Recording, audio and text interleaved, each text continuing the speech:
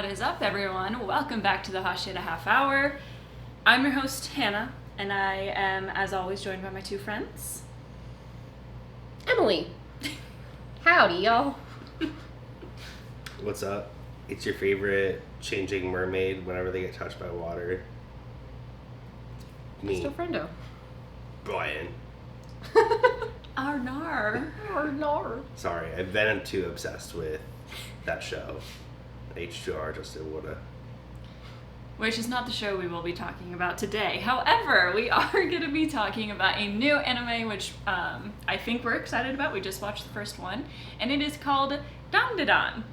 So if you've heard anything about it or not, I do just want to throw something out there in case you are someone who's maybe a little bit younger that listens to us. This show is an 18 plus show. So if you are hearing that we're watching it and are thinking of watching it, just watch with your own discretion. It is got some stuff in it that is definitely 18 plus. I actually saw this episode back at Anime Expo 3 months ago, and it was an 18 plus panel where I had to show my ID and get a wristband. So that's kind of what you're dealing with here. That's just a disclaimer. But we are pretty excited to talk about it and kind of dip our toes into another new anime. So we're gonna get right into it, I think. Starting off, the opening. Oh, I mean, it's so much fun. Mm. It's very reminiscent of Mashal's fun opening. It's the same artists. Yep. I didn't look it up because we just watched it, but it sounded like the same artist, and it's like they definitely have a knack for writing something that's unique. They have a very interesting voice and vocal patterns that they choose for their songs, but it's probably going to end up with some more viral TikTok dances if it hasn't already. So, very good. I'm just gonna say I'm down for all these conversations we're gonna have. I had to make the joke, I'm sorry. Realistically, the entire thing felt like a fever dream, I'm not gonna lie. Yeah. So the opening was no different, but I definitely liked a couple different pieces. I'm excited to meet the character with the baseball bat. The one lady, she was holding a metal baseball bat, and she just served every little piece of that.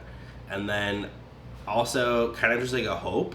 I hope that cat is a character, that white cat. Definitely hoping for that, but also in kind of skipping ahead in the outro when he had headphones in, that was disturbing. That was the thing that disturbed him the most in this episode. Out of everything, why all the way up here? I get that's where the ears are, that's fine, but it's just so out of place. It's just not okay. It is disturbing. Brian for PETA, everybody. It's feed two birds with one scone, okay? I want a scone. I want a scone. That sounds good. I'm gonna get a scone on the way home now. All right. Yeah, I really liked it. This is one of the things that I didn't know because they didn't play this for us at the World Premiere at Anime Expo, so that was a new surprise to me. And instantly, I knew I was gonna be into it because I was like, yeah, doing a little dance, and I already have it on my playlist and everything. It was like dun dun dun dun dun dun dun dun dun dun. Yeah, it's fun. Very much enjoy it. The visuals are also pretty eclectic and cool. I like it when visuals in an opening aren't just I don't know, I feel like so many animes have just copy and pasted visuals of just stuff that either is never gonna happen in the anime or is just gonna happen in the future in the anime. But with this one, it's I don't think any of that's ever going to happen, but it was its own art style. I feel like it had its own production just with the opening, which I thought was really cool. So right off the bat, I can tell there's a lot of heart that's going into this anime. I feel like it's definitely a passion project for this studio, which is called Science Saru, which I've never heard of before. So I think it's fairly new, if I'm remembering correctly, that they talked about it at the panel. But anyway, super cool opening, great way to get our attention in, and then we just it's instantly into the scene in which our main female protagonist, Momo, is breaking up with her boyfriend. Some words are passed around. She gets this badass high kick in. What did you think of our introduction to Momo? The thing is that it's very interesting to see right out the gate such an aggressive character, and I feel like this character, from what she's shown already, breaks the mold on what we know as female protagonists. If you look at the original big three protagonists Nami, or you look at Sakura, they're very much so secondaries to their like male counterparts, but in this show it feels like they're on a level playing field. Like it definitely feels like from the get-go she's more of a Nobara, where she's definitely giving us like that energy, like that she's in charge when she's on screen. That's interesting. I'm going to be controversial and say that I disagree that about specifically the two characters you named being like secondary, because I think that they kick ass when they're on screen. I said what I said. Naruto wouldn't be alive without Sakura. True. Luffy and Zoro would not have made it fucking anywhere without Nami. So, anyway, however, she does Momo reminds me a lot of Nobara, actually. There's a lot of things in this episode that we'll get into, but it's cool to see the next gen of animes, like, starting over again. We've just come to, like, not a close on the anime, obviously, but, like, JJK just ended. My Hero Academia just ended. Black Clover, like, who knows what's going on with that. So it's like, what's going to be like the next big thing is kind of what we're looking for, and a lot of people have their eyes on this show, but there's a lot of pressure following some of the other shows, and like certainly even some of the older predecessors than what I just listed. So it's cool to see when things are borrowed, and this wouldn't be like the first show or the first time, but I definitely think there's already a lot that reminds me of Jujutsu Kaisen in this episode. There's a lot that reminds me of Mob Psycho, and probably more, but those are the first two that come to mind. So, Momo, Nobara, two badass bitches with a dirty mouth. Truly. We'd love to see it. And with like a similar hair color and cut even. So, yeah, I really like Momo. You said that you feel like the two main characters in the show are on like an even playing field. I think she's taking the spotlight over the main male protagonist, in my opinion. And that's saying a lot for me, considering the voice of our main male protagonist in the show. But I think I'm more drawn to her, even though, like, I don't usually go for characters that are as, like, loud and, you know, like she is. I do like that representation, and I think, you know, we'll talk about it a little bit later on, but there's a lot of things that happen in this episode that I feel kind of breaks the mold of a lot of shonen animes where a male is like part of the main protagonist. Usually they're the shining light in a shonen, because shonen is technically marketed for young men or young boys. So I really like that they're kind of pushing against that, and that it seems to really work, and you can kind of feel that just like instantly that she's kind of standing up for herself. But then, you know, she breaks up with him, she calls him some names, as she should, because the things he was saying to her no one should take. And then we see her like crying with her friends and being like, he was my first boyfriend, like what do I do now? And they talk about this celebrity, Ken Takakura? I think so. I can't remember the exact name, but they're talking about the celebrity that she's like obsessed with, and she's convinced that not only is she going to find a man like him, that she's going to find him specifically. And then the girls are like, no guy like that exists. Just give up on that dream. And then we meet this four-eyed, as they call it, nerd with glasses obsessed with the occult of UFOs and everything. What do you think of his introduction? This is what I'm talking about with like something that reminds me of Mob Psycho. This is Mob reincarnated. Sweet nerdy boy. Actually, it's like if Mob was more fucked up.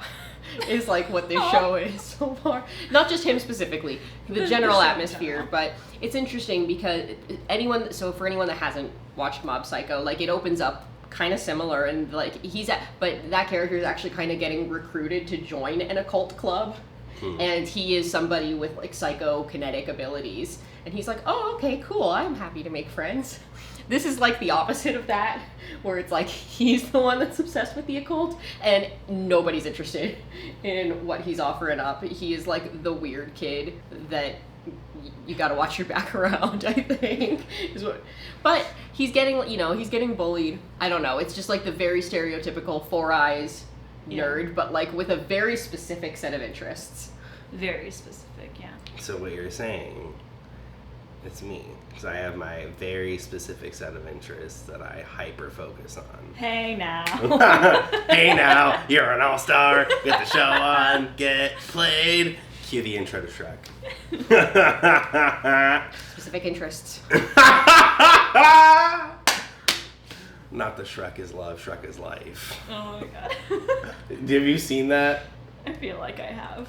I saw like the first 2 minutes of it, and I was like, okay, we're done. So I was in like my chemistry class, and someone was like, here, watch this, and I was like, ah. Thank God for YouTube poop videos. Poop videos? That's what they're called. Oh. Like stupid ass. I thought Not you were, actual poop videos. I thought you were talking about like 2 girls, 1 chip. I don't even know what that one is, and I don't want to either. It's self-explanatory. And I don't know what Skibbity Toilet is. At this point, I'm too afraid to ask. I'm old. Me too. God damn Me it. too. Whew. All right. Going back to what's this guy's name? His name is Okarun. Okarun. Okay. That's how we Okarun with an M at the end. Okarun. Okarun. Okay. Yeah.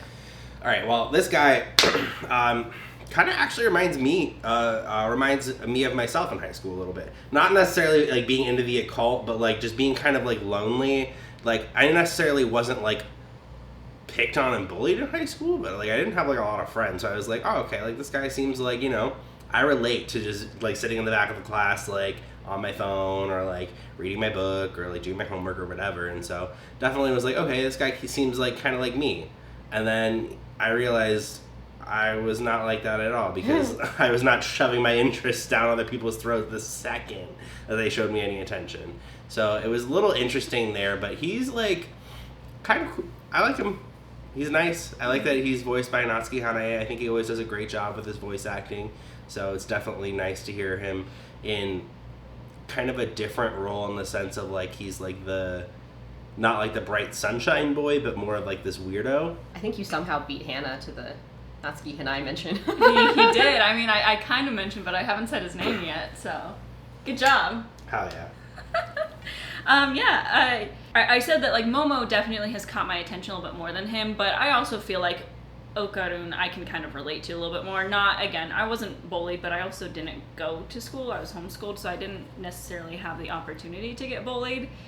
With the way my personality is, I definitely relate to him in the sense of like sometimes I can bring up my special interests when the people around me don't really want to talk about it a lot, and that's something that I've had to be like very aware of as I've grown up, and probably why I couldn't like keep friends that well and not have that many that actually truly like cared about me. But yeah, I mean, he's getting bullied like really badly too. Like they're about to put a magnet like inside these paper balls and throw it at him and like cause physical harm on him. So being someone who never went to school, I assume stuff like that does actually happen, and it would be with people that are a bit nerdier. I do know that that's kind of considered the uncool that people want to bully, is the nerds that are hyper fixated on something. And obviously his special interest being aliens and and UFOs is, I mean, I guess it everyone has a special interest, right? Mm-hmm. So I definitely relate to. I asked them when he was talking so fast to her, like about it, like so fast that like we're all just like trying to read, like speed read the subtitles, and I was like, do I talk like that when I talk about Demon Slayer?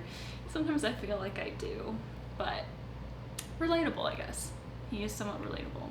I'm really interested in both the characters. I think they're very different and have a lot of different things, but it's nice and refreshing to see the female lead be the one that's kind of like more independent, and you know, he's kind of the damsel in distress in this. Like she comes in to save him, and then he just latches onto her because he's never had someone do that. So really liked that. They get to talking in the hallway. Side note, I was wondering why it was only them in the hallway. Like, were they just ditching class? Or there should be more kids in the hallway, right? Hey, you know, aesthetic for anime. It is an anime world. Can't expect realism, I guess. Well, and it's kind of funny because, like, I'm going into this at least knowing pretty much zero about it, except I'd seen the trailers, so I knew it was going to be kind of wild and, like, very colorful and, like, vibrant. But if I didn't know that and I was just watching these first couple opening scenes, I would be like, this isn't a shonen. Yeah. This is like starting off like a very traditional shoujo. Shoujo, yep. Of, well, you know, she's obviously got like kind of a potty mouth, but like, but you've got like the little beginnings of maybe at least a friendship or like some kind of interest sparking between these two. They're in the school. They're like clearly in like a middle school or like early high school. having this like weird conversation in the hallway. It's very reminiscent of shoujo tropes at first. And like the colors are more like that too, like kind of like subdued and understated compared to what we're getting into. So the other thing I want to point out is, I don't know, the one girl who had like the white around her eyes, I don't know if that was a makeup choice or if that's like vitiligo, but I was like, if that is representation of a character with vitiligo, I think that's cool. I did see something, I don't remember the name, but there was like a trend of some kind in Japan. I think this was like early 2000s. I don't know when the show is technically supposed to be set. I think it might actually supposed to be set like early 2000s, but there was like a thing that high schoolers did with their hair and makeup, and it was like representation of that. Yeah, which was pretty cool. I didn't notice her makeup the first time I watched it, which I missed a lot the first time I watched it because I was very overstimulated in that room. And I was also still thinking about the Demon Slayer panel that had just happened, so I was just like, Speaking of which, can someone please draw, if someone here, this is so off topic, if someone is an artist that listens to us, I was sitting next to my friend who was in Giyu cosplay, I was in Tanjiro cosplay, I have this vision of Giyu and Tanjiro watching this show and Giyu covering Tanjiro's eyes as a big brother. Being like, that's so funny. I don't know why. That's anyway, Giyu's like, you shouldn't be watching this. Super random tangent. But they get to talking, and she kind of makes fun of him. She's like, just because I came in to save you doesn't mean I know you. Like, this is why you don't have friends, because you just force your hyperfixation in my face as soon as you talk to me. And then he's clearly sad, and then she's like, okay, let me retry that. Let me relate to you. I believe in ghosts. To which he thinks is hilarious, because he does not believe in ghosts. So it's decided, because now they're like butting heads, because one believes in one supernatural while the other believes in another, that they're going to go to these specified places. One is where like supposedly alien abductions happen, and she's gonna go there because she doesn't believe in aliens. And then one is like some spiritual place with a lot of spiritual activity that he's gonna go to because he does not believe in ghosts. Sounds like a great plan, right?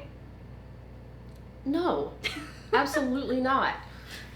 Look, I believe in both. I don't know if I believe in them exactly the way that they're portrayed here, but some stuff, if you like play stupid games, win stupid prizes, man. Like, there. Was that a Taylor Swift reference? Not intentionally, but for you it could be. She beat me to the Taylor Swift reference. Wow, he beat me to the Natsuki Hanai. She beat him to the Taylor Swift reference. What do I gotta do now? Go Joe. Yo, Imo. Yeah, I don't know. No, not great. Not great. But you just wouldn't catch me in like some weird sketchy ass places like this anyway, because to me, even more terrifying than ghosts or aliens is like weird people that might be in there. Yeah. That's the scariest shit of all. Alright, speaking of weird people, I know exactly what she means. We were on what's called a light rail in our area to a con, and on the way there's this man who is clearly inebriated off of something, and he's just belting Party in the USA in the middle of the light rail. Nice. You know, that actually, he was kind of a vibe. It's Party in the USA. Like, would I have made direct eye contact with him? Probably not, but he was a vibe. I don't want to go on too many tangents, but what I have in mind is like, so the reason I believe in ghosts is because one of the places that I worked in college was haunted. I saw shit, other people saw shit, stuff happened in this building. It was an old building. I believe in it. I respect it. There are things in this world that I simply don't understand, and that's fine. And there was a night that we were all closing. We used to close really, really late, and you have to turn off all the lights, and then you have to lock everything up, and we all heard something, and we're like, this is not great, because the night before, this is what's scary to me. The night before that, I was not there, but one of the other female managers was, and it was a 2-story store. There's a big back room. There was some guy in the back room. When she, like, somebody was just back there, and they're like, hey, you need to go. He's like, no. And I'm Absolutely like, not. and I'm like, that to me is scarier than like the possibility of the ghost. And we had to go look and like make sure that there wasn't a guy back there the second night because there was just. Yep. See, that's to me, and that's not the occult. That's not aliens. That is just human beings, y'all. You scare me. Y'all scary for real. Scary for real. Anyway, that's not what they're dealing with here. No. Fortunately, it is just ghosts and aliens. Fortunately. Or is it? Yeah, going into it, I definitely believe in both. I think you just look at it like the universe is infinitely expanding. There's like no way. Like the possibility, it has to be. And didn't they do a thing in Mexico, like on their like Senate floor, essentially, where they showed a straight up? That was crazy. That I don't know if that was real. Okay, yeah, but like It was funny as fuck though. It's just this guy. that, and also I just think maybe there's like some like supernatural chakra energy, whatever you want to call it, out there. So at this point, when they're butting heads in the hallway, they're like passionate believers in their own point. And they want to win. They're like, I'm the right one, you're the wrong one. They never even think about the idea that maybe they both could be right. Alas. I guess I have to talk about if I believe in that or not. I believe in the supernatural, but I also, like, I'm Christian, was raised Christian, so I feel like it's a little bit different for me. I definitely believe in things that I don't understand, whether that be ghosts and aliens are real, who knows. I watch YouTube videos. I've seen people talk about seeing like UFOs. I don't know. Like, I'm open to the idea. Oh my god. Anyway, I'm not trying to turn into Okodun here, okay? Like, I'm never gonna get that crazy. Let me just hold up the mirror. Anyway, but absolutely not. I would not do what they're doing. Like, the whole time I was watching this, every single time I've watched this episode now, because this was the third time, I was like, absolutely not. You would not catch me dead doing that. I am not that competitive. I'd be like, yeah, good luck. You can try and find aliens, I guess. I guess you win, or I win, or whatever. I'm leaving, because that's I win. not happening. Speaking of ghosts. Oh, that was already open. That was already open. Bro, the way that we freaked out just now. For those everyone watching, the Emily's like back sliding door to her backyard is to our left, and she has like a fence and like a guest house, and we're talking about this, and this door just like slowly opens. And we're all like, Next thing you know, Luffy's gonna show up. just as long as Granny Turbo doesn't Granny Luffy's gonna show up. So Let me suck all your teeth.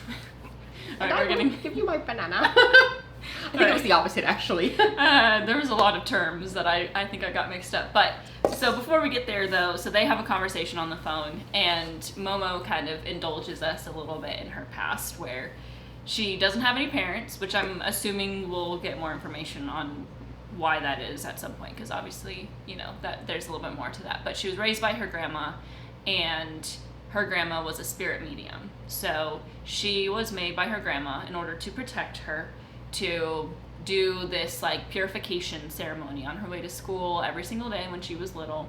And it would require her to like put her hand on her head like this and point up. So she got made fun of a lot because, you know, people thought, you know, kids are mean, and kids are absolutely willing to say whatever is on their mind when they see something that's weird, even if it's a person that's doing something. So she grew to hate her grandma because the boy she liked started teasing her, but she realized that the reason that she disliked the boy that was teasing her, that she liked, it wasn't because she liked him, it was because he was making fun of her family. Some lore for Momo.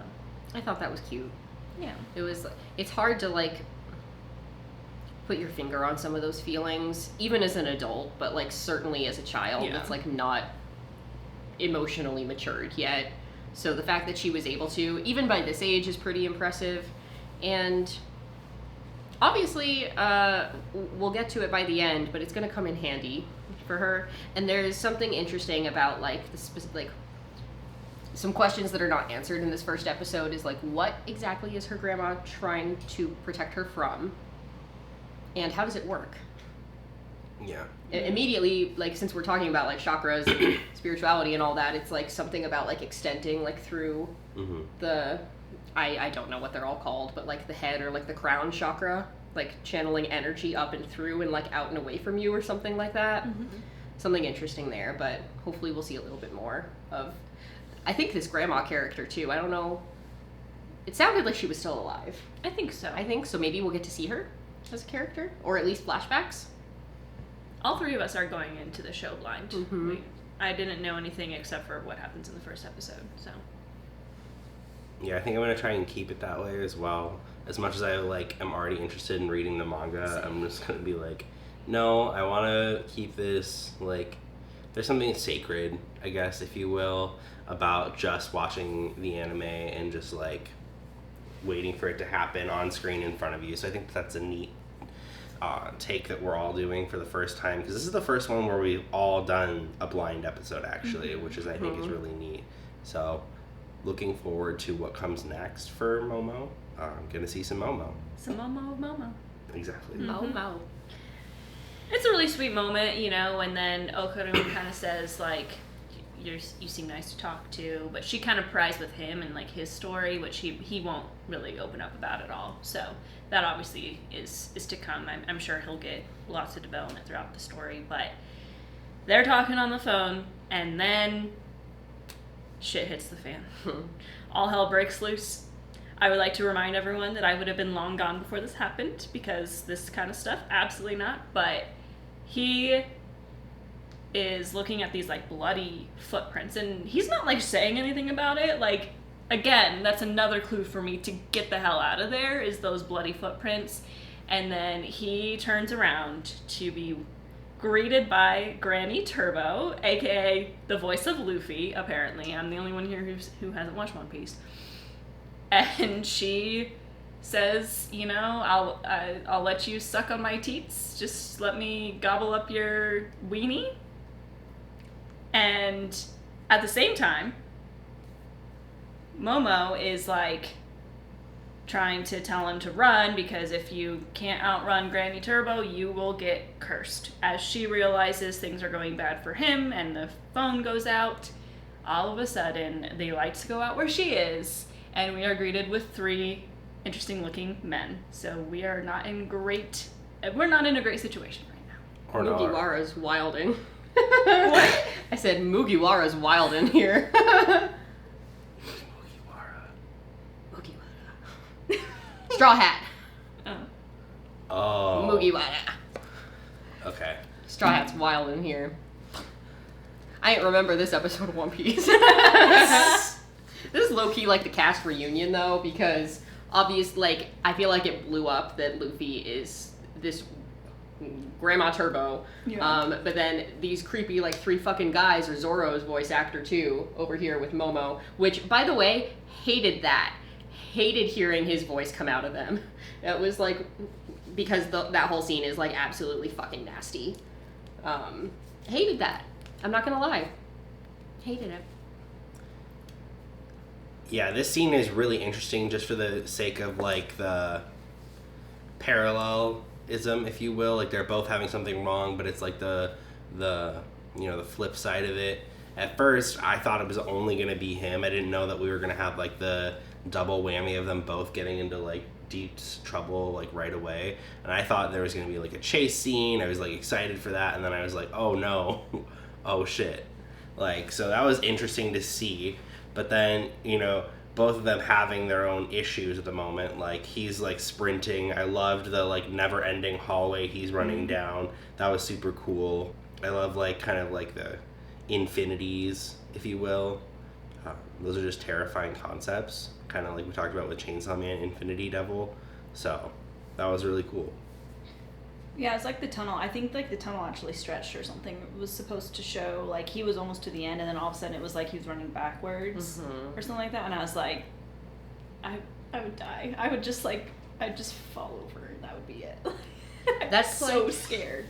Again, reminding me of Mob Psycho and Jujutsu Kaisen, both, I think, have scenes that are kind of along these lines. Mob Psycho absolutely has something that looks exactly like this.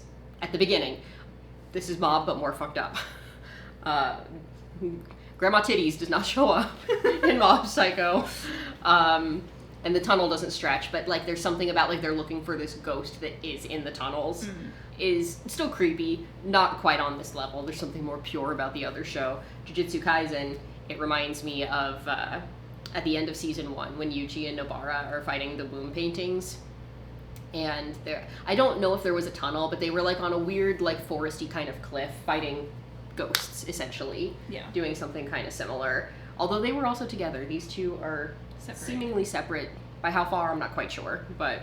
It seems as if almost briefly, like you kind of touched on, you didn't think anything was going to happen to her. It almost seems like she's going to be like the rescuer of him in this moment, and like the rest of the episode's going to be about like her trying to find him or whatever, but then bad things happen to her. I am just going to put a disclaimer, y'all, for the next thing that we talk about. There's a scene that happens after this that does, I want to like put a trigger warning for people for SA, because it does like, it's not like explicitly happening, but it's definitely trying to happen from the aliens. So if that's something that like you can't handle, then definitely maybe like pause and we'll give you like a timestamp or something to jump forward to, probably at least like 5 to 10 minutes. So he gets caught, she gets abducted, and we go to where she is, and these creepy looking aliens are saying that, don't worry, we're kind, you know, we're on good relationship with the humans. We're just here to I don't know, experiment on you and it's not going to be anything bad, right? And she's in her bra and underwear at this point, so she's like, okay, then why do you have me stripped down and the clothes? And this is like, I'll say it as least graphic as possible, but they're like, we want your bananas. This is why women choose the bear. Bear? Have you not heard the bear? Oh, you sweet summer Aw. child. Aww. I thought we were talking about the Midsummer Bear. Definitely not choosing him either. Okay. So, women choosing the bear is because I don't want to piss anybody off, but The truth will set it you is free. it is very difficult to operate and feel safe at all times in a world that is run presently by men.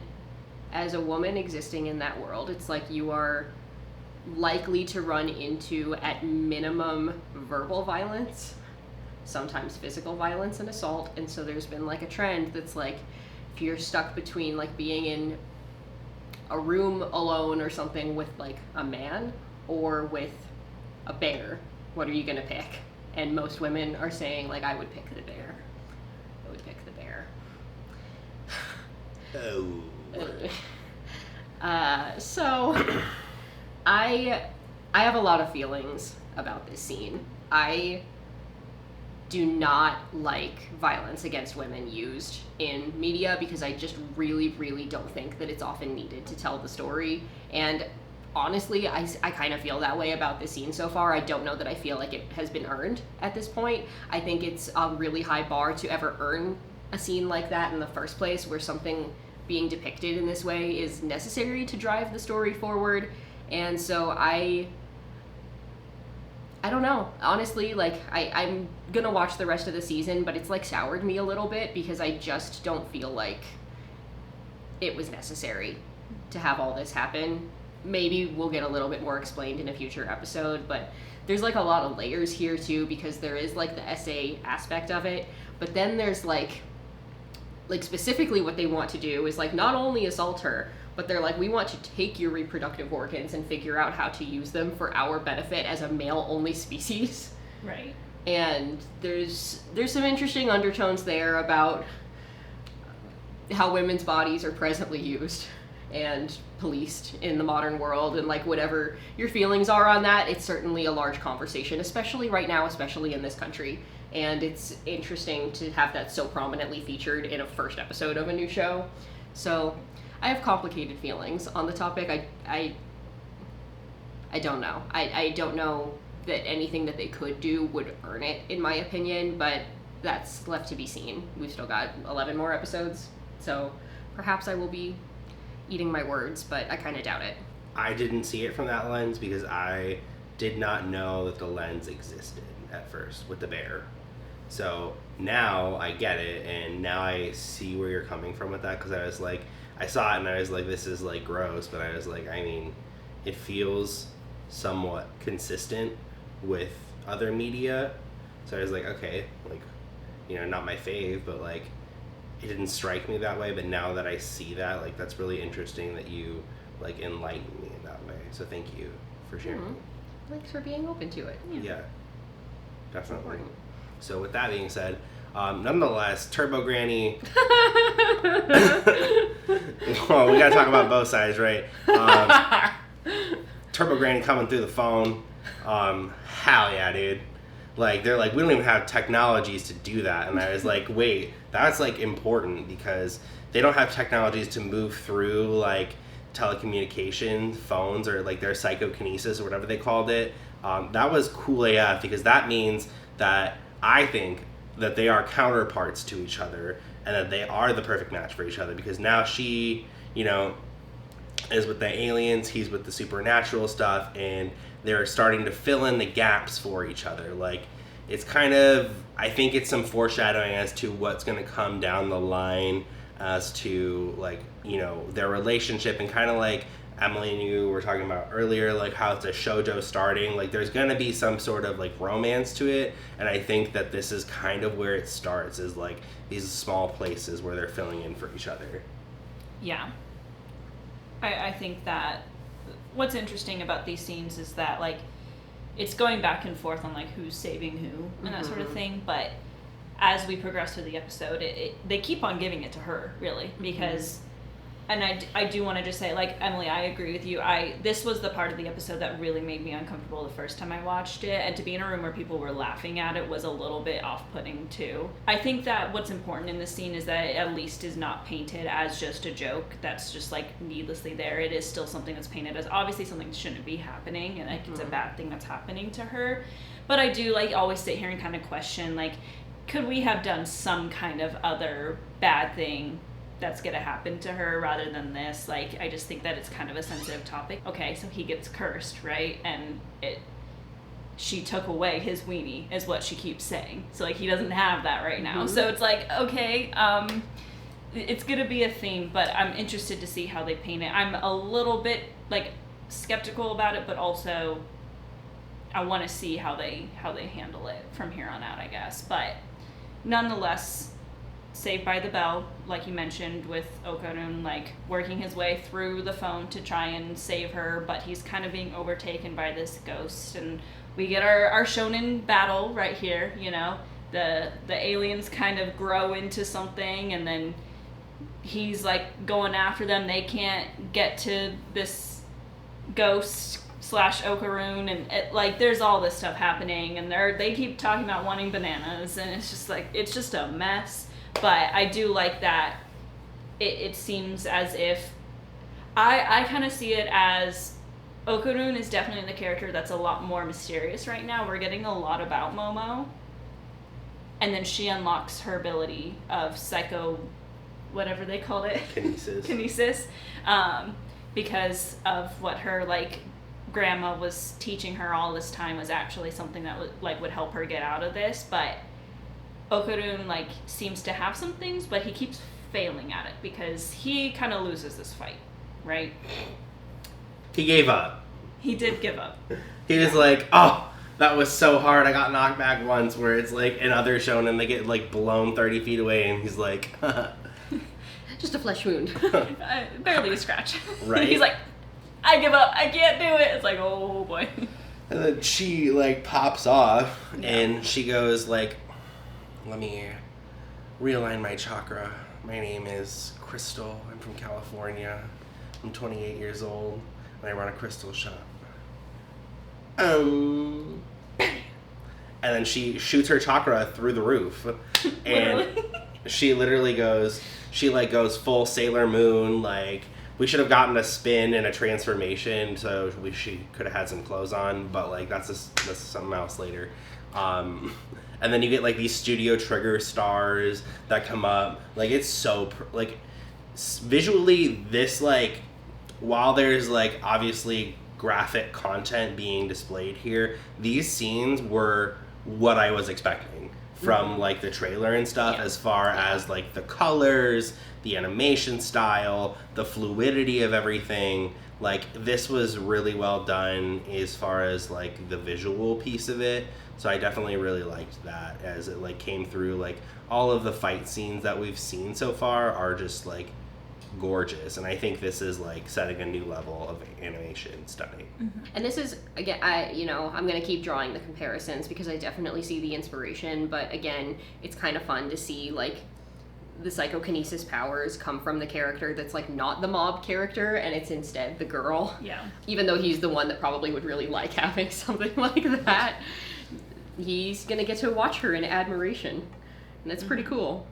I will mention, I think I kind of glossed over it, we did get a little bit of information about him. He kind of talks about the fact that he's like, humans have never been friends with him. Like he's been an outcast his entire life, and so that's why he's so obsessed with the idea of aliens existing, because he thought that aliens would come down and like be his friend because he doesn't have any human friends. And that's like really sad, you know. I feel like that nerds and stuff and people that get like outcast because they're weird, some of them could get like pushed into just like believing in something so strongly because hopefully they will come and be their friend. But he kind of mentions like they never came, and now like finally I'm here, but you're like bad people, you know, like you're trying to do these bad things. But that kind of helps him kind of get a charge up, but then that's when he gets the hit, and then he's like, never mind, I give up. And then, you know, she kind of has to take her own safety in her own hands. She's pushing back against their attempted hypnosis of her, and you know, she realizes that her grandma really was a spirit medium, because like she was able to truly unlock the power that probably her grandma was trying to give her this entire time. And she does the whole high kick again, but this time it's strong enough to kick this alien literally out of its own UFO. And the UFO, get this, is the moon. So we have a big reveal. The moon is actually a UFO, in case you didn't know. Also, in case you weren't aware, Earth has a second moon right now. That's true. And Nell is probably there to this day. What? Not me being like 1,000 episodes into One Piece and my rambles just sound like some incoherent grandma to these two. We probably met an L at this point. Are you in Skypiea? Yeah, I got all the way up to Thriller Bark. Okay, so you remember an L from the manga. I think that was his name. That's his name in the anime. Okay. God from Skypiea has to take off to the moon. All right, we're gonna move on. Anyway, I wish I could just take off to the moon. Not right now, just generally. There's that movie on Netflix. It's a Netflix original. I think it's called Ultra Luminary or something like that, with the moon god Chang'e. It's like a Chinese like fantasy movie, and she serves in that. She's like, "You wish on me in the glitter light, for star you see in night." Yeah. There you go. Love. Anything else to add? No, I think I've done more than enough. As RuPaul would say, to the moon. And they're literally on the moon. Yeah. Oh, go ahead. I was say, in per Don to Don style, let me show you my moon. I'm just kidding. That costs extra. Link in the bio. Oh no. No. Don't think the link in bio was that, okay? But you can get $5 off your Tokyo Treat box. That is true. Little plug. Oh man. What I really liked about this was just that, like, I keep bringing it up, but it is her that ends up really saving the day, because she kicks the alien out, and this causes like the UFO that they're on kind of start to crumble and stuff because there's a hole in it now. But he's still being like overtaken by this ghost, and she's like, you can do it, gambare okarun, like, and he is able to like get out of her grasp, mostly because the ghost is like, this is too far away from my home, I'm going back to the tunnel. If you want his weenie back, go get me in the tunnel. And so that seems to be the goal as of right now. They escape the UFO, and he, you know, is trying to be nice, so he's like, here's some clothes, like, I'll go in just my underwear so that you can clothe yourself, because I feel bad, and like, I won't be able to speak properly or whatever. And all of a sudden her heart starts racing, because she's like, wait a second, like, why do I feel this way? Which is a callback to the beginning of the episode when her friends were telling her no guy like that exists. He says the line that she said that, like, this guy says. And then finally she asks for his real name, and it is Ken Takakura. I can't remember the exact name. Mm-hmm. And then we get this explosion and this big realization of, oh. So, I mean, let's be real. Do you ship it? Because I ship it. Why not? Seems like a respectful king so far. But it also might be fun if it actually doesn't go that way. We will see what happens. I feel like this show could definitely subvert expectations. Definitely. Mm-hmm. First class priority male. Oh, truly. Because, like... Shipped. I get it. Yeah.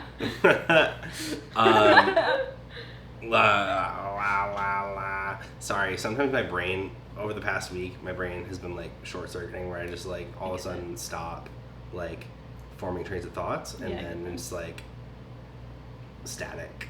So, with that being said, I do like it.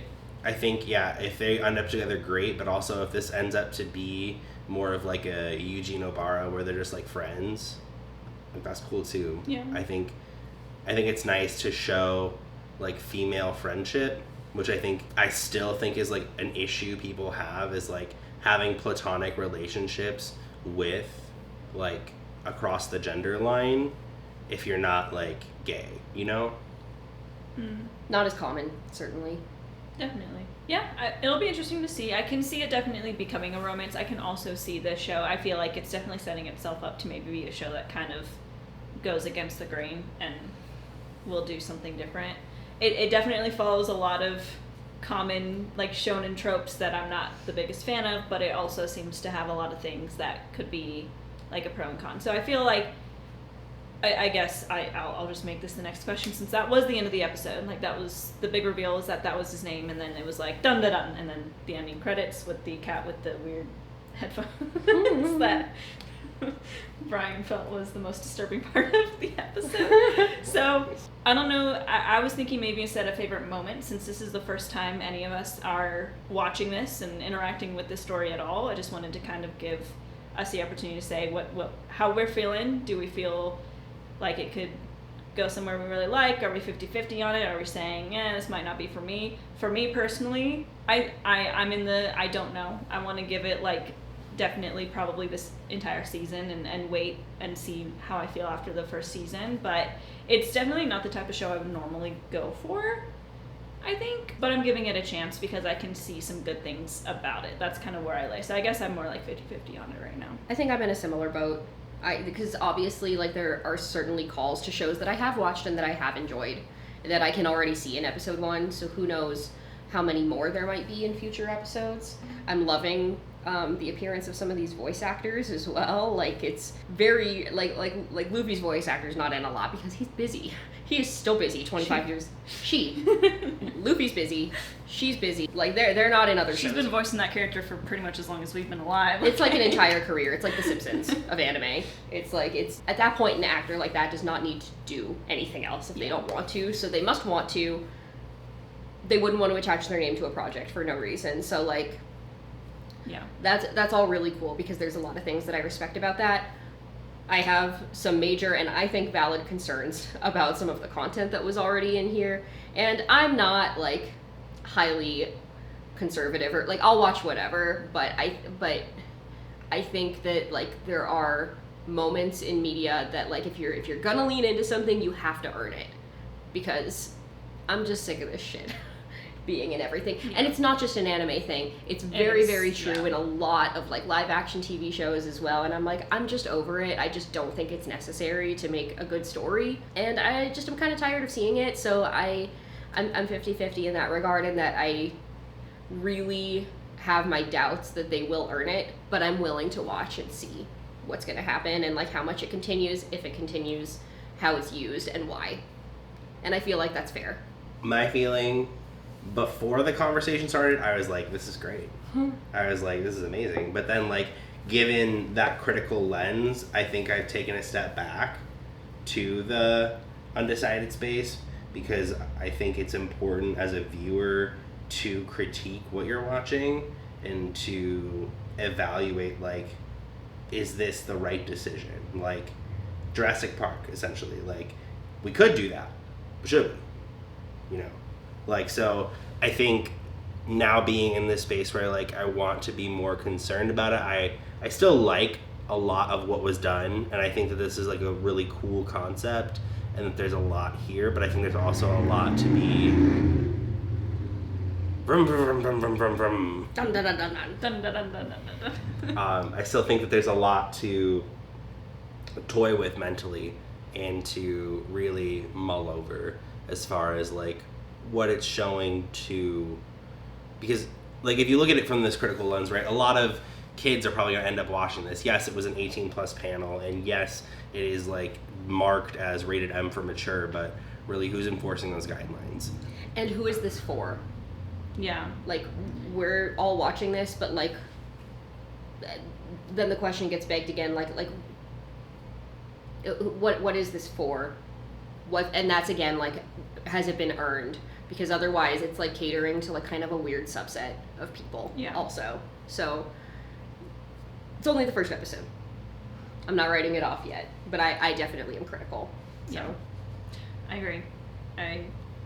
I fear that it's going to come up too much, enough to make me, like, uncomfortable, that I don't really want to keep watching it, but I also feel like there's a possibility that they will earn the reason, or it just, like a lot of animes, like the first episode has stuff like that and they don't really do much with that kind of content from there on out. Like, it kind of dies down. So we'll see. Willing to give it a chance. I'm giving it a solid, like, 7 for now, and then, you know, we'll see where it goes. But definitely got a hook in a way, and we'll see where it goes. Mm-hmm. But with that, do you have anything else to add? I'm just going to call out my favorite funny moment real quick, because, again, I just can't get enough of who these voice actors were. But when Grandma Turbo came through the phone and, like, freaking munched on one of the guys' junks, I was like, not only is this kind of hilarious, like, given... Obviously, the gravity of the scene is, like, quite serious, but it's like, that's one of the last things you'd expect, but also, like, go Granny. Right. But also, knowing, again, that that's, like, Luffy and Zoro's voice actors, there's something that is so One Piece coded about that scene anyway. I'm like, this would totally happen. Anyway, I thought that was very funny. If I'd had a favorite moment, we talked about that would have been it. Okay, I'll call out, favorite was... Okay, I have to take my moment and say Natsuki Hanai with his, like, little sounds that he was making, like what was it, like, it's like something weird like that. And then, like, the way he said kudasai earlier, he's like, kudasai! And I just thought it was really funny. There was definitely some dialogue delivery that I found hilarious across the board, but, like, him being super silly sounding like that is, like, you can tell that it's him because he has a very unique voice, in my opinion, but it's like, it's hard to be like, oh, that's the same guy that's like Tanjiro, because it's so inherently different. And I liked it. I think if we're gonna give a favorite moment, mine would be when Momo was, like, front facing to the camera and the UFO exploded behind her. That was cool. That's cool. And I was like, that's like a super cliche moment of just like all, like, media and film. Yeah. But, like, that was just, like, heartwarming. And I think in the world they've set up where it's very cruel and very harsh, I think that's going to be important to hang on to as a viewer. It was very pretty too. Yeah. All of the animation was very Very pretty. pretty. Yeah. A lot And of work. simple. went into Like it. like simple line work and everything like that, but beautiful colors. Hats off again to the animation studio, especially because this is one that we're not familiar with. And to know. if I'm remembering correctly, I think it was the director at Anime Expo, and it's his very first project. And he was Super very cool. nervous at Anime Expo. He was sweating. It was really adorable. He talked about one of the scenes where, in the ghost form, Okarun was like going after the aliens, and he was like running on the wall and stuff. It was and cool. Yeah, they like broke down how that was made, and it was really cool. Hmm. So it was fun to see kind of the background of how like certain scenes were animated. That was probably my favorite part about the panel, honestly, was getting to listen to him talk about it. So anyway, I am going to close today out with a Taisho era secret. I guess we'll have to come up with a new type of secret for Dandadan, but for now we'll call it Taisho era secret. So we've obviously talked about the fact that Okarun is voiced by Tanjiro's voice actor, and then we have some One Piece voice actors in it as well. But in the dub, interestingly enough, Momo is voiced by Nezuko's dub voice actor. Oh. And then there's a character that hasn't been introduced yet that will be voiced by Alex Lee, who is Zenitsu. And then that character, I believe, is voiced in Japanese by the voice actor he's in Haikyuu. He's Kageyama in Haikyuu. But he was in Demon Slayer. He was Karaku, the pleasure demon of Swords of Village, the clone with the fan. Oh. Yeah. Oh. So it's just kind of fun. I'm like hyper fixated on voice acting, so I always enjoy like going in and seeing who's voice acting what. But anyway, that's the Taisho Air secret, is that in the sub we have Tanjiro's voice actor, and in the dub we have Nezuko's voice actor. We love. Siblings Super can't funny. stay far apart for long. But with that, thank you so much for listening into today's episode. If you liked this episode, don't forget to drop a like if you're watching it on YouTube. Leave a comment what you're most looking forward to with this new series of us talking about Dandadan, and maybe some other animes that you might want to talk about. We've been talking about Fruits Basket. We've been talking about Kaiju number 8 as well. So we don't know how much time we're going to have before Demon Slayer is back, and of course it's probably going to be a little bit less time that we take on it since it's going to be movies. So we're excited to introduce a lot of stuff, so let us know in the comments. If you're listening on Spotify or Apple Podcasts, don't forget to download the episode. Give us a rating if you so choose. And also you can follow us on social media. We are on X as Hashira Half, and we're on Instagram and TikTok as Hashira Half Hour. With that, thank you so much for listening, and I don't know how to close it out.